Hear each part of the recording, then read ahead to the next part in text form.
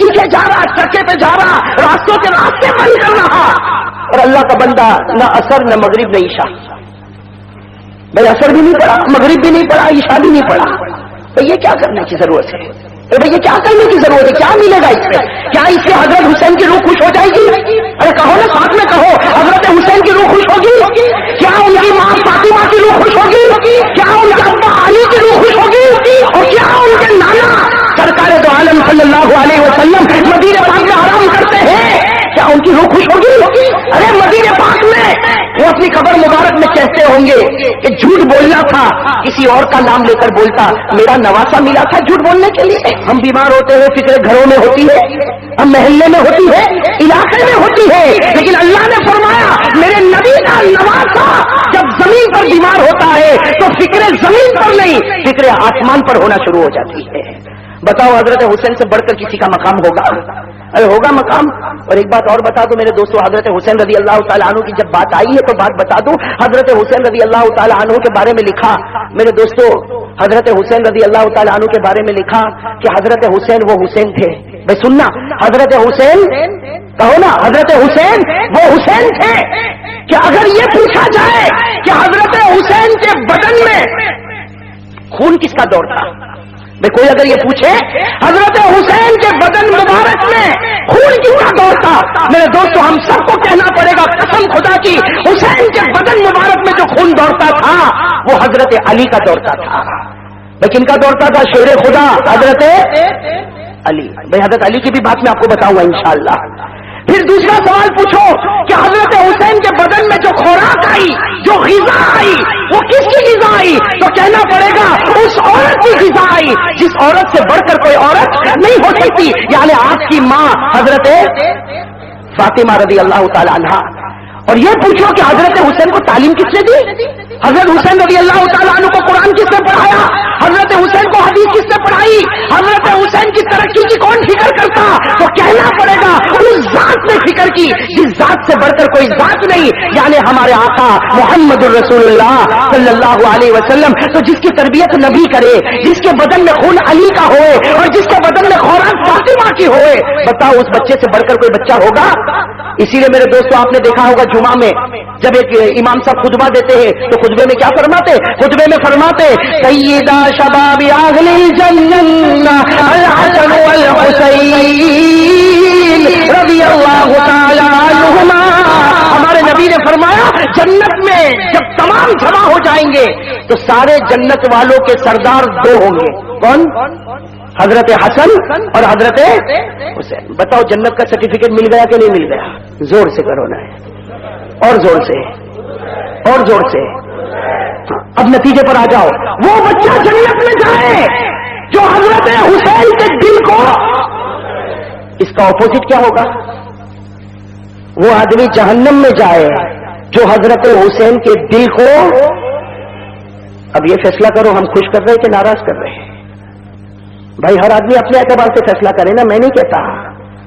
وہ بچہ جنت میں جائے جو حضرت حسین کے دل کو خوش کرے تو اس کا اپوزٹ یہی ہوگا کہ وہ مسلمان نام کا مسلمان ہے، جہنم میں جائے گا جو حضرت حسین کے دل کو ناراض کرے گا۔ ہر آدمی کا دل اپنے پاس ہے، اپنے دل کو ٹٹولے اور پوچھے کہ حضرت حسین سے محبت ہے یا صرف دکھلاوا ہے؟ بھائی حضرت حسین سے حقیقت میں محبت ہے یا؟ اور میرے دوستوں ہمارے نبی صلی اللہ علیہ وسلم نے فرمایا، بھائی سننا ہمارے نبی کیا فرماتے؟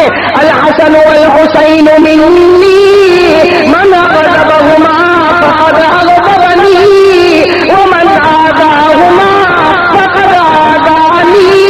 بھائی سب کہو سبحان اللہ۔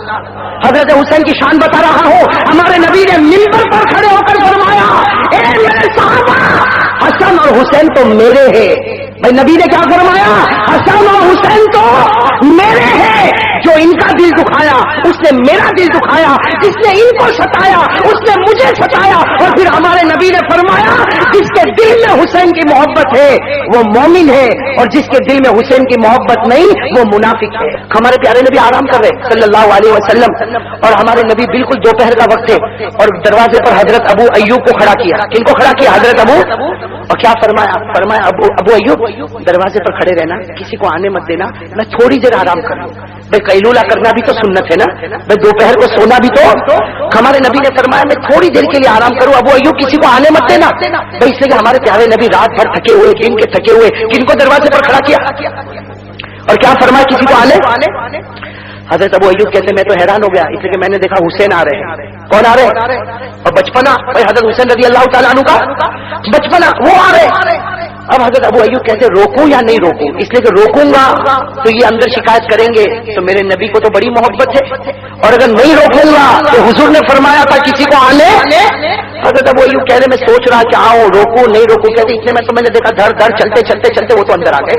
भाई छोटा बच्चा, उसको क्या ख्याल, बस सीधे अंदर आ गए। हजरत अबू अय्यूब कहते मेरा दिल धड़कने लगा कि कहीं मेरे नबी मुझसे नाराज न हो जाए, नाराज न हो जाए। और कहते हुआ भी क्या, ऐसा नहीं कि घर में आके चुपचाप बैठ गए, अरे हुजूर आराम कर रहे थे, हुसैन उनके पांव मुबारक पर बैठ गए।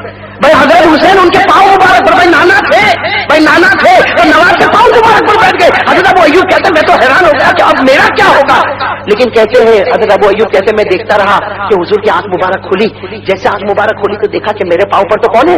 हुसैन। हजरत अबू अय्यूब कहते हैं कि मेरी तरफ हुजूर ने देखा और मुस्कुराए, तो मुझे ठंडक हो गई कि भाई नाराज तो नहीं। और फिर हुजूर ने क्या फरमाया? हजरत अबू अय्यूब कहते मैं हैरान हो गया, हुजूर ने फरमाया ए हुसैन ए मेरे प्यारे नवासे, तू पांव पर बैठा, ऊपर आ जा, ऊपर आ जा।